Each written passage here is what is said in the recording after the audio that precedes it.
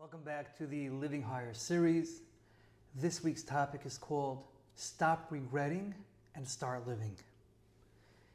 In life, one of the more difficult, one of the more painful moments of life can be the pain of regret, of realizing that we left dreams unchased, realizing that we're not where we wanted to be. Sometimes we can be so far removed from the dreams and aspirations that we once held that we forget that we ever even had those dreams and aspirations. All those missed opportunities that we had. How can we ensure that in 5 years from now, we're not going to look back again with the same regret, with the same saying, if only I would have done this, if only I would have done that. This past Shabbos was Shabbos Nachamu, but in truth, it's not just 1 week of Nechama, 1 week of comfort. There's actually Shiva de Nechimta. There's 7 weeks of comfort going from now to almost Rosh Hashanah. There's 7 weeks of comfort. What does it mean, Menachem, Nechama, comfort? What does comfort mean? Reb Jared Viders, in his Sefer Ar Yom, his book, The Light of Day, he writes that he once asked Reb Yitzchak Zilberman from the old city of Yerushalayim, he asked him, what does it mean from a Torah perspective to be Menachem somebody? What does it mean from a Torah perspective to comfort somebody? So Reb Yitzchak Zilberman answered him, he said, imagine you have an individual, you have a guy who comes from nothing.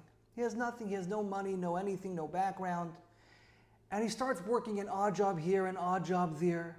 Slowly he begins to develop a reputation that he's a hard-working guy with a good work ethic. And slowly he starts building himself up till he gets a steady job, till he starts rising up the rungs. Finally that day comes where he puts together enough money to open up his own factory.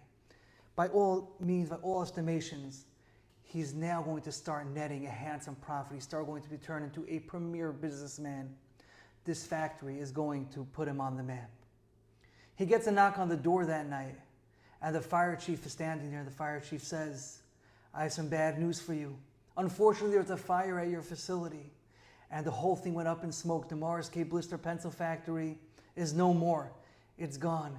The guy's devastated. He's devastated. All his dreams, everything he hoped for, everything that he wanted is gone, up in smoke.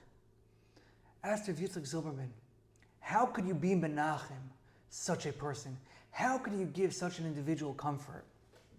Are you going to tell him, don't worry, we know that everything Hashem does is for the best. Gamzu l'tova, kol man da'avad rachmana l'tavavid. Is that going to give him any comfort? That's not going to give him any comfort. What about if you told him, I also went through a hard time. I've also had hard experiences. I had setbacks in my parnasa. That's not going to comfort him. That's not going to comfort him. The only thing that you could tell him, the only thing that you could tell this individual that'll give him any comfort is 3 words. Your factory's insured. Insurance will pay. That's the only way you could comfort such a person is by telling him that you have a future. Even though right now there's a setback, and even though right now there's a devastating loss, and everything that you worked for and all your dreams and aspirations have gone up in smoke, but there's a future ahead. Insurance is going to pay, and you're going to be able to rebuild. Right now we have the Shiva de Nechemta, the 7 weeks of comfort after Tisha B'Av till practically Rosh Hashanah. The question is, we can understand that after Tisha B'Av, it's a time of Nechama, a time of comfort. We just went through 3 weeks of mourning for the Beis HaMikdash, of mourning for what we had that we no longer have. It makes sense that there's a time of comfort right now, that there's a future that we're going to have a Beis HaMikdash again. But why does it extend into Elul?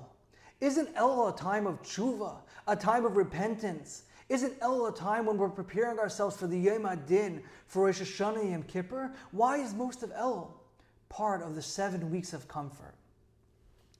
I think that the answer is, in order to be able to do tshuva, in order to be able to move on and to say, yes, I'm not happy with my past. I'm not happy with how things were in the past. I'm not thrilled about the way I lived my life until now. But how do we move past that? That's only if we understand that there's a future ahead. That no matter what we've done, no matter where we're holding, we have a future. And that's what tshuva means. Tshuva is to recognize that I can let go of the past and move on into a brand new future, a future that I'm unencumbered by my past.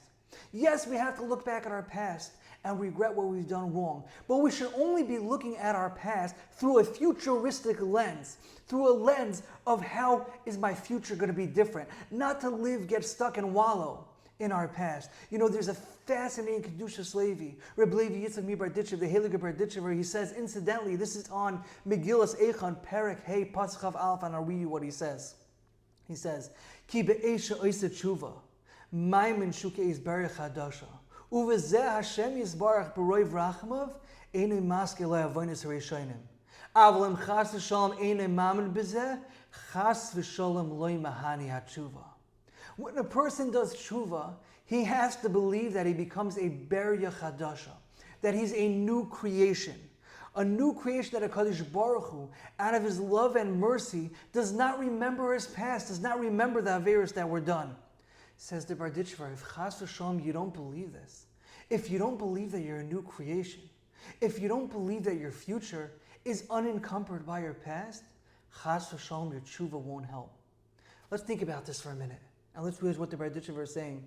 The Barditchever is not saying that tshuva is just that I regret my past and I say I'm going to move forward and hope for the best. That's not good enough.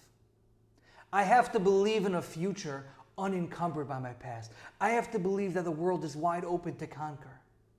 And I think that's why the Shiva Nechamta, the Nechama that's saying that you have a future ahead, I think that's why it extends it to El towards Rosh Hashanah. Because in order for us to be able to move forward from our past, we have to believe that there's a future ahead.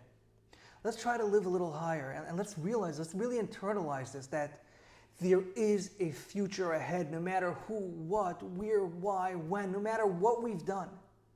All that regret, all that pain, what's it being channeled into? To stopping short and that's it? It's over? Those dreams unchased, those dreams unrealized? No. We have to learn from Shabbos Nachma, from the Shiva Nechemta, from the Barditchever, that there's a future ahead. That we still, it's not too late. We could be starting anew. We're a Berich Hadasha. What does it mean to be a new creation?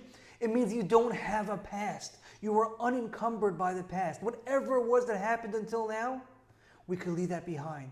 Right now, at the end of the summer, beginning of El, now is the time to dream. Now is the time to believe.